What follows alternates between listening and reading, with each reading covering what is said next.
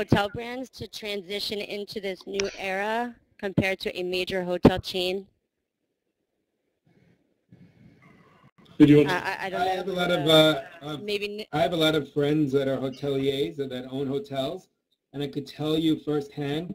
I think it is a lot easier for independent hotels in this day and age to maneuver and to embrace. They may or may not have the funding, but what they do have is a lot more times the personality that people are looking for.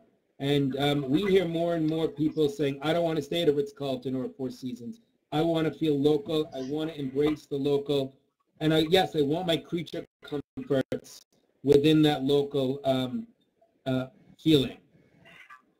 And so I think this is the day and age for the independent hotels to shine.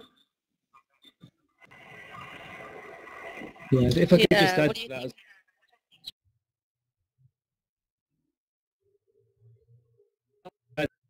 What do you think? Sure. Erin, I think that since we run Sleep, we engage with lots of independent hoteliers, lots of the hotel groups, the operators and the brands as well. I think there is, as Jack touched on, this desire for authenticity, and years ago staying in a certain hotel with a certain brand meant the guarantee of a recognized experience. And now I think a shift in society is people demand uniqueness every time. They demand a local flavor, they demand a local narrative. And therefore, the independents are really well placed to be agile and respond and deliver that. Yeah, so just to add to that slightly, I mean, a lot of our clients who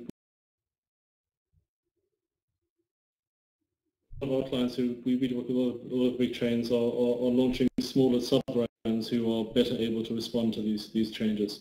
And this has got a new phenomenon, so I think we'll see over the next few years how that works. And I want to tell you, I'm going to switch to image. If I could just tell you, I was just at the Four Seasons Trinity Square last week. I had the privilege to stay there, and it's beautiful. The outside, you don't see the outside. It's an iconic building. My one thing walking away is I don't necessarily know that I'm in London. And even if I'm there on business, there should be some more little small touches in there that remind me that I'm in a quintessentially British city. London has, so many cool, cultural quirks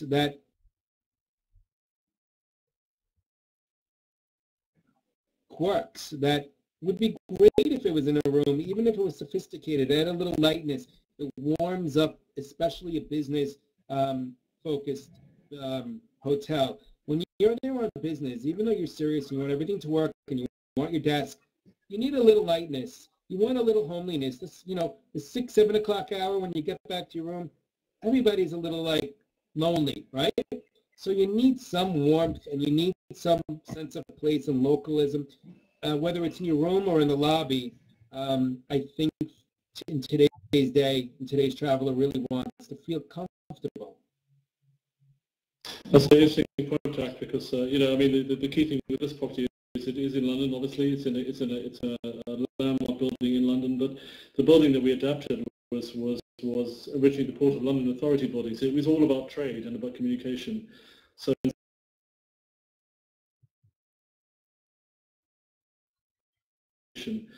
in some levels, the design responds to the fact that it's this place that connects the world. So we have a Chinese developer, Chinese client, a Canadian hotel brand, all these different designers from all over the world. So in some level, the building is that dialogue between London and all of the stuff that's going on throughout the world, basically.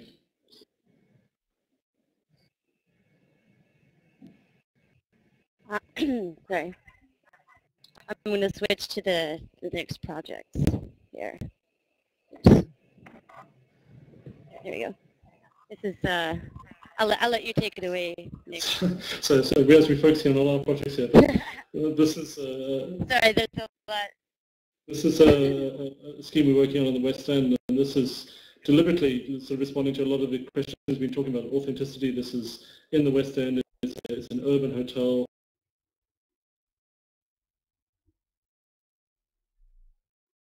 West End. It's an urban hotel.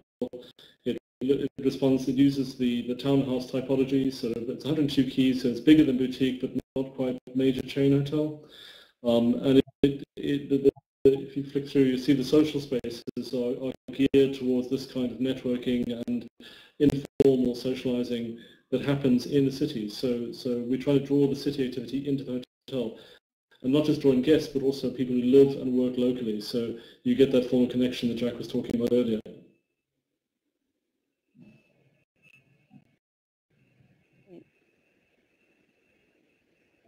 Okay, we do have a question from one of the guests, but it's kind of a general question, so perhaps we'll wait to the end for that one. And another question.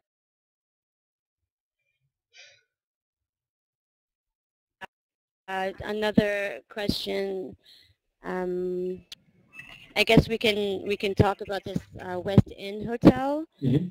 Wondering about what kinds of tribes could find themselves visiting this particular hotel in regards to the tribes that we talked about. If I had to choose one, I don't think we should each probably answer this question. If I had to choose one, I would say it was probably the intellectuals. It responds to business and work and socializing like the digital avant-garde, but it's a slightly higher level in terms of the offer. So I would put it with the intellectuals.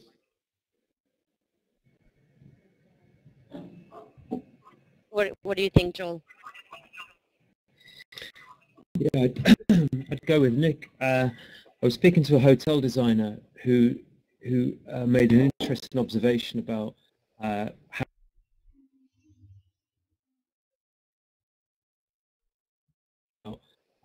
how he perceived the intellectual tribe to be, and this they very much like to be working on their own. So whether it's on their tablet, on their laptop, but to be seen to be working alone as well, which is quite a it's a unique trait for them. So that lobby space becomes key as an open office, and I think this image that we're looking at, yes, definitely it would appeal to the intellectual.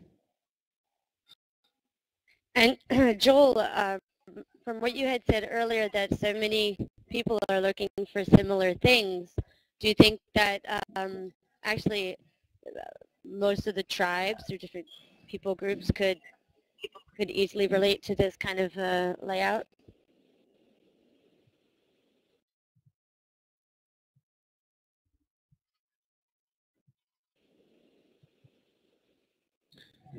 This space, yeah, I think for the exercise that we did, we became focused and completely obsessed on just those 5 on the outer rim of that Sinus model.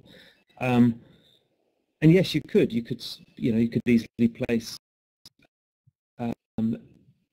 every one of them in there, and it's a beautiful design, and therefore I think all of them would be happy. But I think if you take the furthest extreme, so Nick's, so the Aukett Swanke's sensation-oriented, for example, they may feel that they wanted something else from the space, something a bit more. And Nick, correct me if you disagree, but maybe a bit more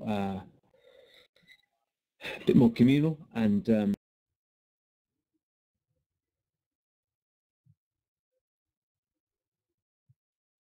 And a bit more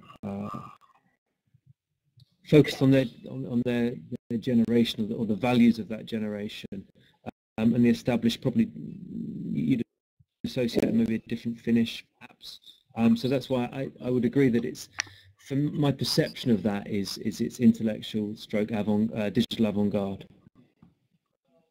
I mean, just to go back to the sensation oriented, I mean, it was very much about group travel, because the people we're designing for travel in large groups together, so travel for them is a shared experience, and the people that you share the space with are as much part of the experience as the space itself. So it's not just about the furniture or the furnishings or the space or the service. It's also about the people you're sharing that space with. So it's very much an urban